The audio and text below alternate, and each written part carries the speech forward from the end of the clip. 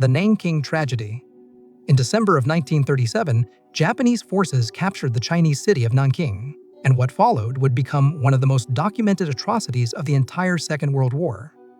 Over the course of 6 weeks, soldiers carried out mass killings, widespread sexual violence, looting, and the destruction of the city on a scale that stunned even neutral observers who were present at the time.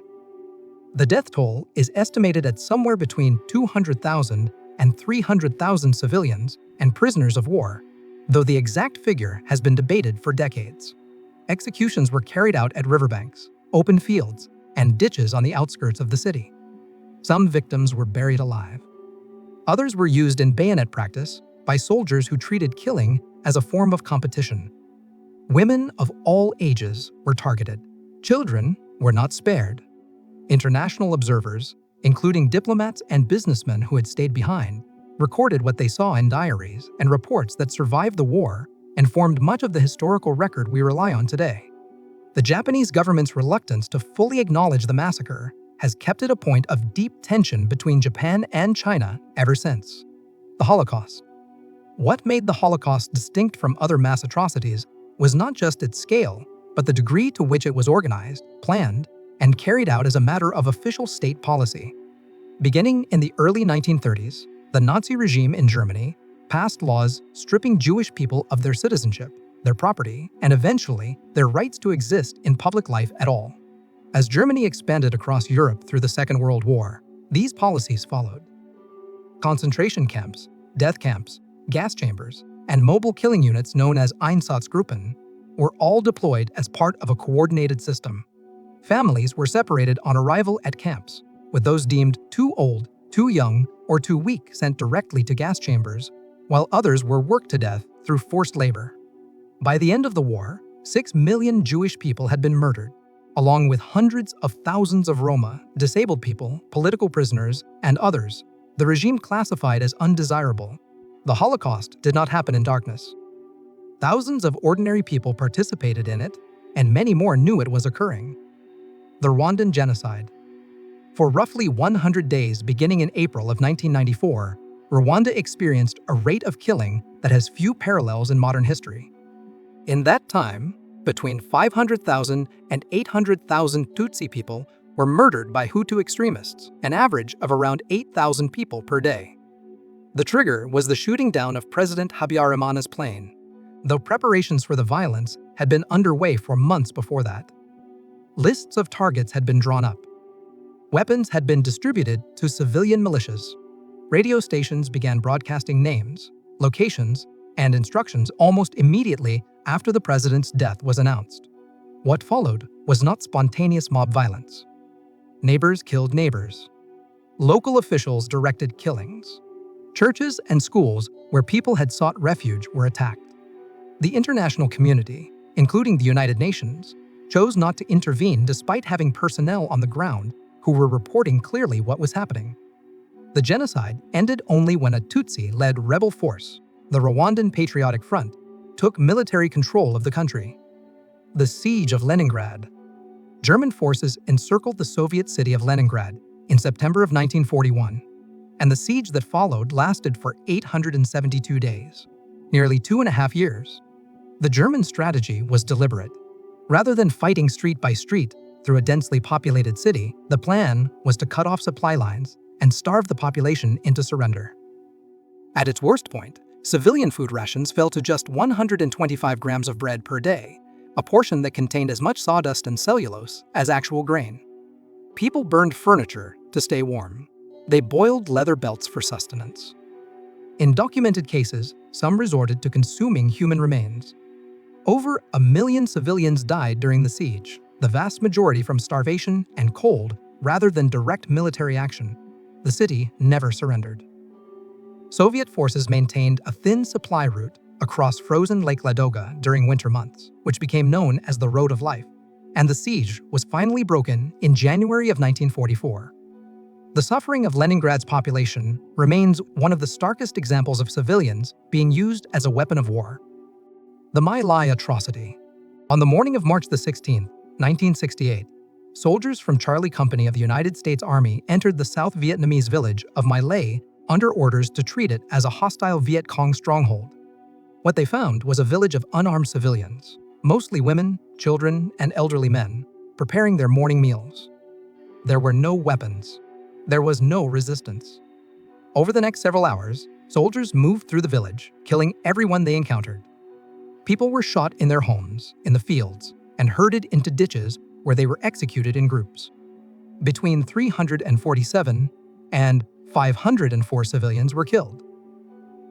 One soldier, Warrant Officer Hugh Thompson, a helicopter pilot who witnessed the killings from above, landed his aircraft between soldiers and fleeing villagers and ordered his crew to open fire on American soldiers if they continued. He was one of very few who actively tried to stop what was happening. The massacre was covered up by military officials for more than a year until a soldier who had not been present wrote letters to Congress. When the story finally broke publicly in 1969, it changed the way much of the American public understood the nature of the war. The Cambodian Fields. When the Khmer Rouge seized power in Cambodia in April of 1975, they immediately began enacting a vision of society that required eliminating anyone they considered an enemy of their revolution. That category was extraordinarily broad. It included intellectuals, teachers, doctors, ethnic Vietnamese and Chinese minorities, Buddhist monks, and anyone who wore glasses, spoke a foreign language, or had soft hands, signs that they had not lived as rural laborers.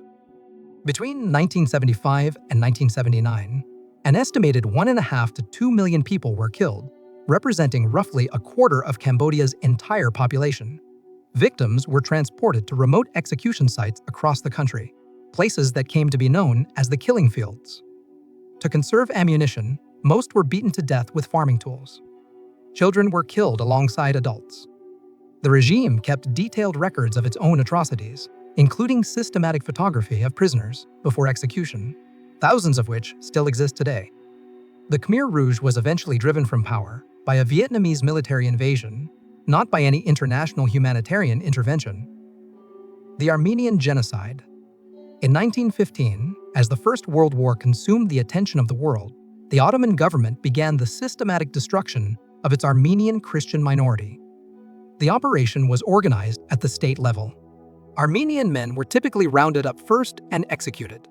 Women, children, and the elderly were then subjected to forced marches into the Syrian desert, with no food, water, or shelter provided along the way. Those who fell were left where they lay. Entire communities that had existed for centuries were erased within months. The death toll is estimated at between 600,000 and 1.5 million people, depending on the source, and the true figure may never be known. The word genocide, coined by legal scholar Raphael Lemkin in 1944, was shaped in part by what had happened to the Armenians.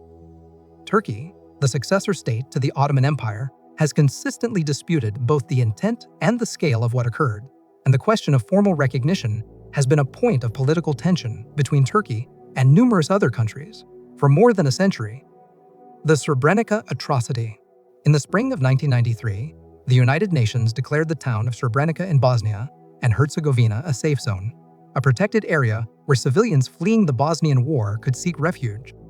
By July of 1995, around 25,000 Bosniak Muslims had gathered there under that promise of protection. When Bosnian Serb forces under General Ratko Mladic entered the town, Dutch UN peacekeepers were present but lacked both the orders and the military capacity to resist. Over the days that followed, men and boys between the ages of roughly 12 and 77 were systematically separated from women and children. They were taken by bus and truck to fields, warehouses, and forest clearings, where they were executed by firing squads and buried in mass graves. More than 8,000 people were killed. In the weeks that followed, the bodies were dug up using heavy machinery and moved to secondary and tertiary graves in an attempt to hide the evidence. The operation was later ruled a genocide by international courts. Mladic was eventually arrested in 2011 and convicted of genocide and crimes against humanity in 2017. Unit 731. Tucked into the outskirts of the city of Harbin in Japanese-occupied Manchuria, Unit 731 was not a prison or a battlefield. It was a research facility, and that distinction made it something particularly disturbing. From the early 1930s through the end of World War II, Imperial Japanese Army scientists used thousands of living human beings as test subjects in experiments that were conducted with the detachment of laboratory research. Prisoners, mostly Chinese civilians and prisoners of war, were deliberately infected with plague, cholera, typhoid, and anthrax to study how diseases progressed. Others were subjected to vivisection, surgical procedures performed without anesthesia, so researchers could examine living organs. Limbs were frozen and thawed repeatedly to study frostbite. People were placed in pressure chambers until their bodies gave out. Weapons were tested on living subjects tied to posts in open fields. Estimates of how many people died in the facility range from 3,000 to over 10,000. When the war ended, the United States government made a quiet decision to grant immunity from prosecution to the scientists responsible in exchange for access to their research data. The majority of those who ran Unit 731 never faced any legal consequence at all. The Holodomor. In 1932 and 1933, the Soviet government under Joseph Stalin imposed grain collection quotas on Ukraine that were impossible to meet. When villages failed to produce enough, officials arrived and took everything, not just grain, but all food that could be found. Families had their homes searched, and whatever remained in their kitchens was confiscated. Villages that failed to comply were placed on blacklists, which cut them off from receiving any goods or supplies from outside. People were forbidden from leaving to search for food elsewhere, with checkpoints established around the borders of affected regions. Parents watched their children die and had nothing to give them. People ate grass, tree bark, and the leather from shoes. Bodies were left in the streets because there was no strength left to bury them. Between 3.5 and 7 million Ukrainians died, depending on which historical estimates are used. The Soviet government denied for decades that any famine had occurred at all, and access to records was tightly controlled. Many countries now formally recognize the Holodomor as a genocide, while Russia continues to dispute that characterization. The Belgian Atrocity. When Germany invaded neutral Belgium in August of 1914, the expectation was that the country would offer little resistance and the advance into France would be swift. Instead, Belgian forces slowed the German march considerably, and the frustration of German commanders translated into a systematic campaign of violence against the civilian population. In the town of Dinant, approximately 674 civilians were executed in a single day. Men, women, and children shot against walls or in the town square. The university city of Leuven was burned over several days, and its famous library, which housed irreplaceable medieval manuscripts and nearly 300,000 books, was destroyed entirely. The German military justified the killings by claiming that civilian snipers, referred to as Franc-tireurs, had been firing on soldiers, a claim that was largely invented or wildly exaggerated. In total, German forces killed around 6,000 Belgian and French civilians during the invasion. The events were widely reported in the international press and played a significant role in shaping global opinion against Germany during the early years of the war. The partition of India. When British India was divided into the independent nations of India and Pakistan in August of 1947, the boundary lines were drawn hastily by a British lawyer named Cyril Radcliffe, who had never visited the region before and completed the task in 5 weeks. The result was that millions of people suddenly found themselves on the wrong side of a border. An estimated 10 to 20 million people were displaced in one of the largest and fastest mass migrations in human history. As they moved, they were met with violence on an almost incomprehensible scale. Hindu, Muslim, and Sikh communities that had lived alongside each other for generations turned on one another with extraordinary brutality. Trains carrying refugees arrived at their destinations filled entirely with the dead. Entire villages were massacred. Women on all sides were abducted, assaulted, and in many cases, killed by their own families to prevent capture. The death toll from the communal violence is estimated at somewhere between 200,000 and 2 million people, and the true number will never be known with certainty. The trauma of partition shaped the politics and identity of both nations in ways that remain deeply felt today. The Bengal famine. In 1943, while India remained under British colonial rule and the war in the Pacific was at its height, somewhere between 2 and 3 million people died of starvation in the Bengal region of northeastern India. The famine had multiple contributing causes, including crop disease, wartime disruption to trade, and local administrative failures. But the decisions made in London made it dramatically worse. Winston Churchill's wartime cabinet declined to divert food shipments to Bengal, despite being told clearly that people were dying. Offers of aid from Canada and the United States were rejected or not acted upon. Food continued to be exported from India to Britain and to build stockpiles in other parts of the empire, even as the death toll climbed. Churchill himself made remarks about Indians that reflected a deep contempt for the people under his government's control. The people who died were not caught in a battlefield. They were civilians in a region that produced food, living under a government that chose not to save them. The Bengal famine remains a painful and largely under-acknowledged chapter in the history of British colonial rule. The Herero and Nama genocide. In what is now the country of Namibia, then a German colonial territory called German Southwest Africa, an uprising by the Herero people in 1904 was met with a military response that escalated into something far beyond suppression of a rebellion. German General Lothar von Trotha issued a formal extermination order, the Vernichtungsbefehl, declaring that every Herero found within German-controlled territory, armed or unarmed, would be shot. After a decisive military defeat at the Battle of Waterberg, surviving Herero fled into the Omahe Desert. German forces sealed off the desert's edge, poisoned or guarded the few water holes that existed, and waited. Entire families died of thirst in the sand. Those who were captured were sent to concentration camps where forced labor, starvation, and disease killed thousands more. The Nama people, who launched their own uprising shortly after, were subjected to similar treatment. By the time the campaign ended, roughly 65,000 of the 80,000 Herero and around 10,000 of the 20,000 Nama had been killed. Germany formally acknowledged the events as a genocide in 2021, more than a century after they occurred. The chemical attacks on the Kurds.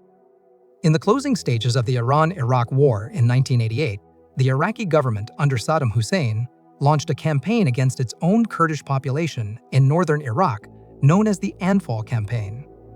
Kurdish communities had in some cases aligned with Iran during the war, and the government used this as justification for what became a systematic program of killing, displacement, and destruction.